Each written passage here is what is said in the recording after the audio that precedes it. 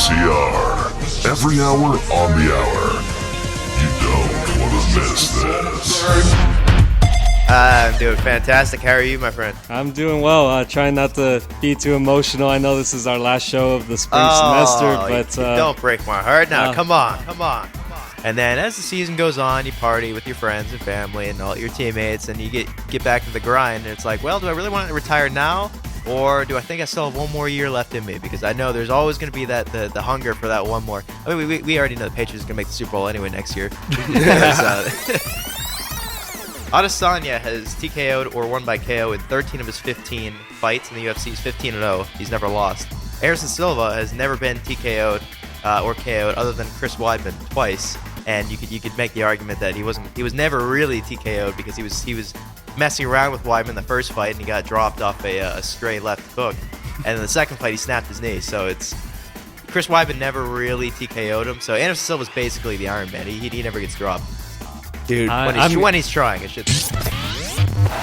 Yeah, that's got to be weird fighting in the middle of the day. Yeah, when most fights are at right. night. It's sunny out and you're fighting. You're beating your brains out. Yeah, you gotta wait till the nighttime when you do all your drinking, your drugs. that's when all the fun comes out. Yeah.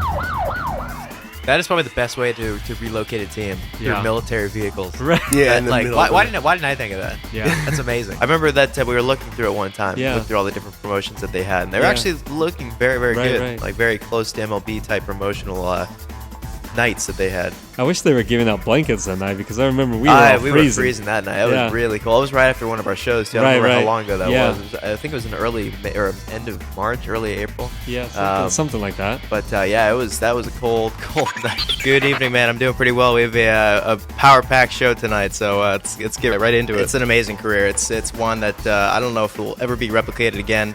Mr. Roy Firestone has been around for a long time. He's done a bunch of great things. I'm so thankful that he's coming on today, and I'm excited to have him. Thanks, Jake, and thanks everybody for having me on. We didn't plan on getting a haircut that day, but we just went kind of. Me neither, by the way. Me neither. I was there with Steve, so I came there, and you were nice enough to recognize me and ask me about doing your show, and here I am. So it was just kismet, I guess. We just happened to have good fortune, right? Absolutely. First things first, I know that you're a lifelong Orioles fan, and the Orioles are having a pretty good season. I mean, Chris Davis not having the hottest start this year, but I wanted to ask you your opinion on just what happened to him and how the Orioles doing this year. Well, it's interesting you say that, Jake, because he had a pretty good game today. He got robbed of another home run, which would have been his second. He's, believe it or not, finally climbed out of sub-100 batting average. That should never happen in a competitive league, in a competitive sports league. Good point. Yeah, I think you're definitely right on the aspect of lowering fan attendance and just lower interest in the game. The thing that's always picked me off about the NBA is it just seems so predictable. I mean, you have that league more than any other, to me, feels like there's the greatest amount of teams tanking for the best draft spots. And we were at a time just a couple of years ago where the Cavaliers and Warriors made it to the finals. Was it 4 years in a row? Yeah. Hockey is my personal favorite sport. I've been a Kings fan for about a decade now, and we're seeing it in these playoffs right now. The amount of parity in the playoffs are reaching levels we haven't seen in a long time. Both number one seeds in both conferences have lost. Right. One of them was swept. Right. We're at a stage now where 7 of the 8 top seeds in the first round may lose. I mean, it's wide open. No doubt. There's no doubt about it. One of two things will happen. One, it'll be over in 10 seconds.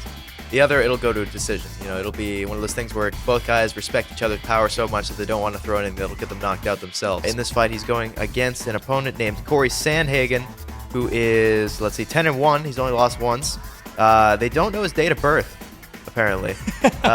His date of birth is unknown on MMA Junkie, so that's a new one. I've never seen that one before. Oh boy. Let's get right into it, man. We got some good nights. You got your UFC gear all decked out in here, and you're ready. UFC, anything can happen. It's a individual sports. Anyone can have a good day and or really poop the bed there. Oh boy. Jake, who do you got for this? This is one of the fights that I think could be an upset here. I'm gonna go with Ayan Kutalaba from Moldova. He's won his 3 of his last 4. Before that, he lost 2, but one of them was by disqualification due to an illegal strike. But he's won his last 2 by TKO. One of them was in 22 seconds. Total fight time for the last 2 fights was 4 minutes and 47 seconds. So he's a quick finisher.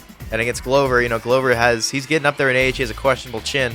He's obviously has a ton of it. If I can talk, that would be nice. Oh, boy. He's a big favorite in the Vegas odds, Wow. but they're really Vegas is really relying on a quick knockout or for Hardy to drastically improve his cardio for this one because he can get a knockout. He obviously has the power to get a knockout, but if this fight was anything like last one, he was stifled after about the first 60 seconds. He was if he can get a knockout in the first 60 seconds, he can end it, but that's it's a tough task. Absolutely. Being on Thank here you to with all me. of our listeners and all of our guests we've had on this semester. We thank you all for your support and your listenership. Oh, boy.